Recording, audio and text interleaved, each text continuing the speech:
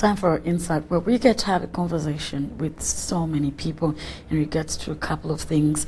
And with me in studios is Anthony Kawuchi, who is from Blessed Hands Initiative Trust. Blessed, same thing, Hands Initiative Trust. And he is, I think, one of the people that got the opportunity to get a grant with Private Sector Foundation under the Skills Development Project to enhance and improve on what they have and also skill the people that they do work with. You're very welcome. Thank you. Yes, I'll ask you to be a bit louder so that the people that are watching there can hear you. But what is Blessed Hands Initiative Trust? Blessed Hands is a community-based organization, literally known as a CBO. It basically comprised of a few people who come up to team up and do a collective project that can improve on their livelihoods. Okay. Yeah. So some of those things are... So we basically do bags. We do women handbags. This is the products we do. And we sell them to our clients in town around mini price. We've got several in Rwanda and Kenya. Okay. Yeah, that's where we distribute our products. Interesting. Yeah. So what made you think of let me go and get a grant from PSFU? What made you think of that? At the start, we were doing this project. As you know, the funds we were limited with capital. So here came an opportunity when private sector was calling for grantees who wish to apply for improvement in their product. So we applied for that grant. The grant was, it's an NSDF project run by private sector. We applied in 2017. And we got our fund, the first disbursement in around Feb 2018, which we used to start skilling ourselves to improve on the production because our products were not so good. So with the grant, we were able to improve on the production. And right now, our products are competing with products from the Western world. Yeah. So when we show you our products, you can't differentiate them from those coming from the Western world. So we were able to use that grant to improve on our skills, and also our revenues have also increased, and also the livelihoods have changed. Okay. Now, let's go back. How long have you been in business as Blessed Hands Initiative? Yeah, we've been in business for 4 years. And with the grant? The grant, we are... 2 years now, probably? Yeah, approximately this is the 2 years. Oh, okay. Yeah. Interesting. And I know you've pointed out on some of the things and how you've benefited, but if we're looking at the skills development facility here in particular, how did it influence or affect the people that you're actually working with? The skills fund changed the members' lives in a way that they got free training, which they could not get anywhere, and also it improved on their skills, and some of them learned it as a new skill, and then to add on that, as an organization, we were assessed by the Directorate of Industrial Training. Okay. So when it assessed us, it found us who were eligible to be a training center. So on the other hand, we became a training center in form of vocations. So whereby our trainees were able to be assessed for competency skills by the DIT section. So our trainees they sat for exams and they were awarded such a transcript from the Directorate of Industrial Training. So with this transcript, they can use it to apply for any job in any industry or project that is dealing in leather production and anything of a sort. If they don't wish to start up their own project like such, they can use it to apply for a job employment. So most of them were so happy because most of them were not so educated in terms of education. So they were so happy to have gotten a transcript from the Director of Industrial Training. Okay. Yeah. Now, take me through the process. If someone out there wanted to be a part of the SDF as well, you know, take a grant, what would qualify them? Or even the process after? To apply for this grant, first, someone can go to Private Sector Foundation Uganda and inquire, so they can take them through what is required. But based on experience, you need to be, you need to have either an organization, preferably a CBO, an NGO, or a group that is legally registered in the regulations of the country. Then you may also be a business company, as long as you meet the necessities of the grant. So for our grant, for our section, we were under Window 2 because there are different classes of application. So we're under Window 2, which window comprises of the Juakali, people who are into manufacturing, into agriculture, you know, and construction, kind of. So, but when you apply, you present in your budgets, your profiles of the project, and also you need to be registered for at least, you must have been in existence for at least 2 years of operation. So when you apply, private sector takes its time to approve. It reads through your project. So once it approves that you met the required necessities, so it takes it to the next level. So there are approximately around 7 to 8 stages of application. Does it take too long, or? It doesn't take long. It's only that sometimes it may be a little bit long because of the too many applications. Like for our case, we were around 5,000 applicants. Oof. So really reading through and also proof checking each grantee, it really takes a lot of time, and the staff up there is also not too many. Interesting. So along the way, what are some of the challenges you have been experiencing? Well, let's consider before and after. Okay. The challenges before the grant were basically issues of production. You would get a contract to, let me say, produce around 1,000 bags for a client.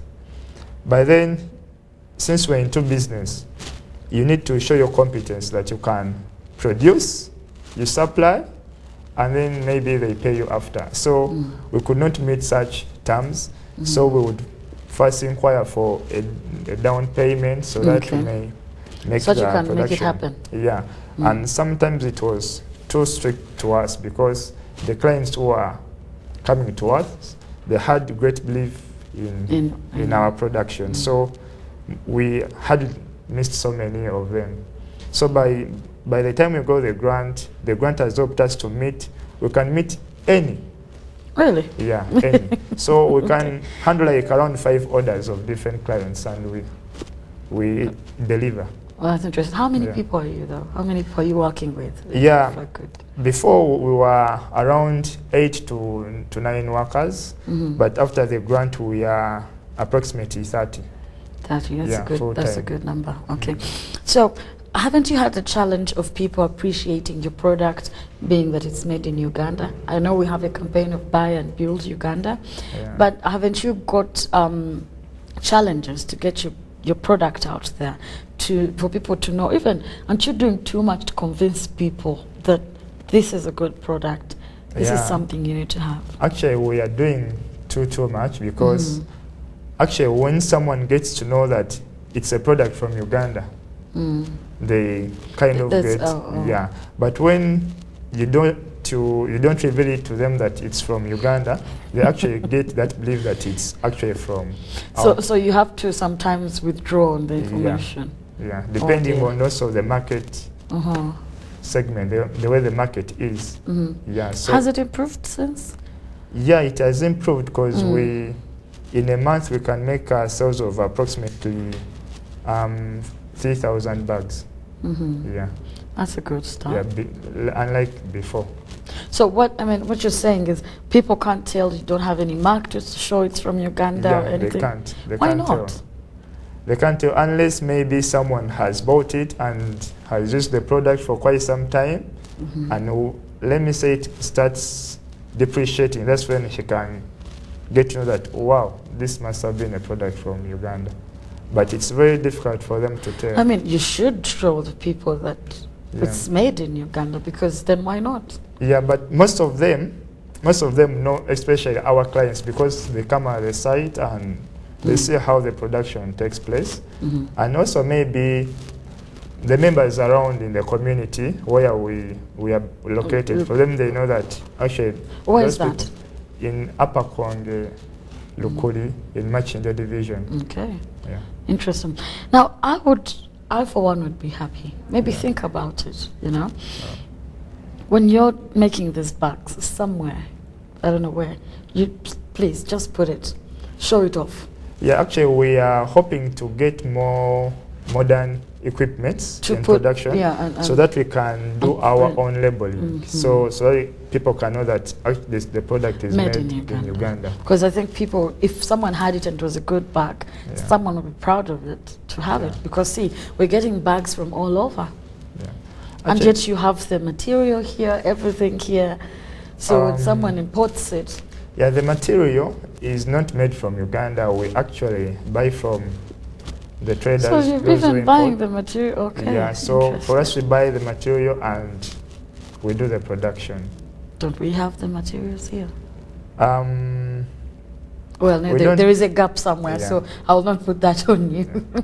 And hopefully now if people realize that we're actually making this for ourselves, that would really be good. Okay, so you pointed out on some of the challenges, but what successes, away from what do you feel as an individual that, well, we've been able to achieve? Yes, you've talked about the number of bags and stuff like that, but for you as a person, how do you feel that you've grown or developed? Or?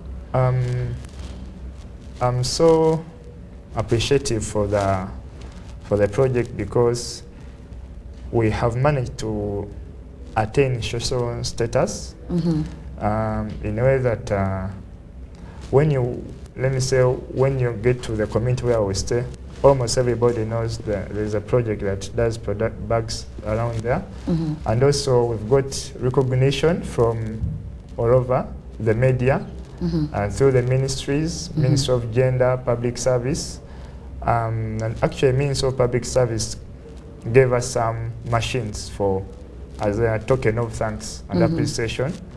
So we've also participated in so many exhibitions of elite clients, and we see ourselves becoming a powerhouse of handbags production in Uganda. If you keep going. Yeah. And that will bring me to the question. So this, we're looking at the SFD. You say it's 5-year?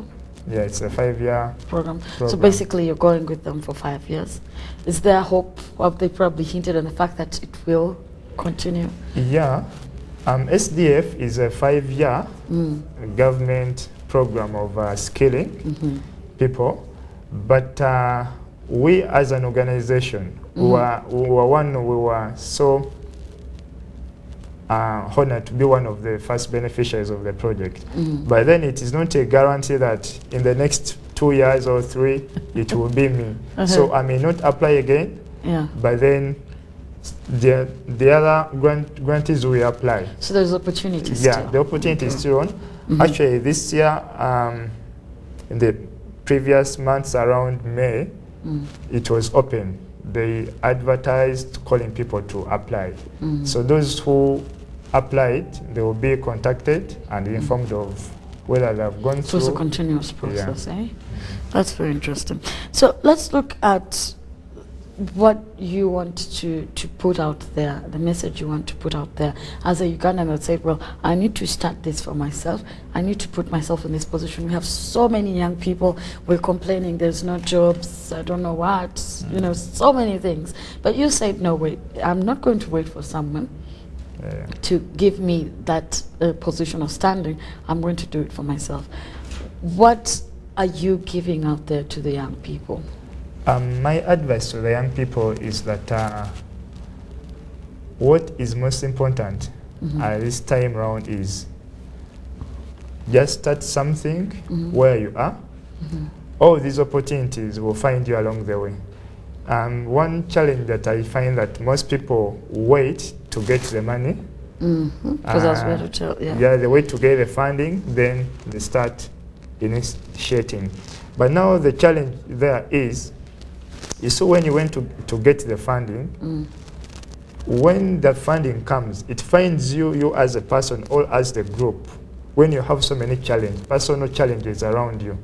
So some may decide to share the money, some may decide to do other projects or other businesses, but something you do collectively, it is ultimately so brilliant. Because for us, we didn't have any monies on us. We started slowly in 2015. But along the way, it has been a continuing and a growing process. So for those who know us, they know the story. So the process keeps on growing. So as we're moving along the way, another opportunity comes. Another grant comes to apply maybe for such and such monies. So you are able to show something you're doing, and then you move on. And then the other is the other advice to my fellow youth is that the opportunity you have today is not going to come tomorrow, because this is a 5-year project, for instance, for SDF. But then after the 5 years, nobody knows whether the grant is going to be there. And maybe it may come back, but with strict different rules. So it may be, they may say, we want now this time, we want companies, we want maybe institutions of learning, and then you may have missed out.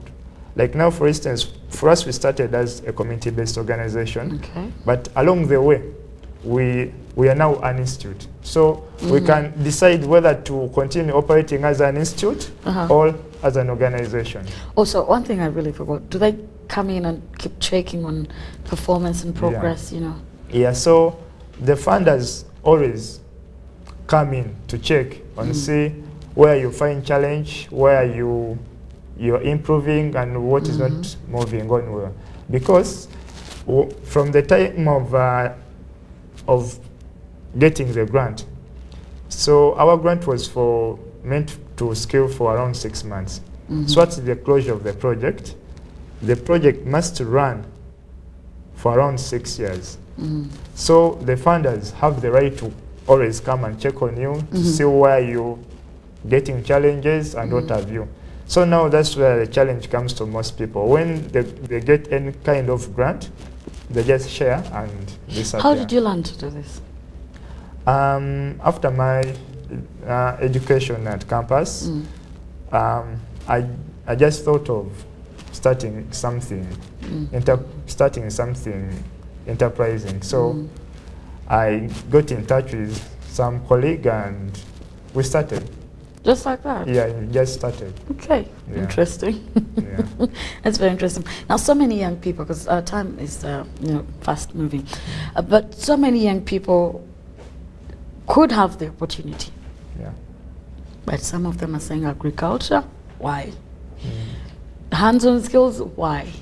I know some who have gone and been trained maybe, and I keep saying this, whether it's carpentry or plumbing or whatever it is, and they're like, how? You know, we have this mentality. How do people, So the word to the young people are still in regards to that, because, and then after that, we have people who come from all over the world, and they do these things for us. But us, we are saying, oh, that's not good enough for me. For you as an individual, how come you didn't look at it that way?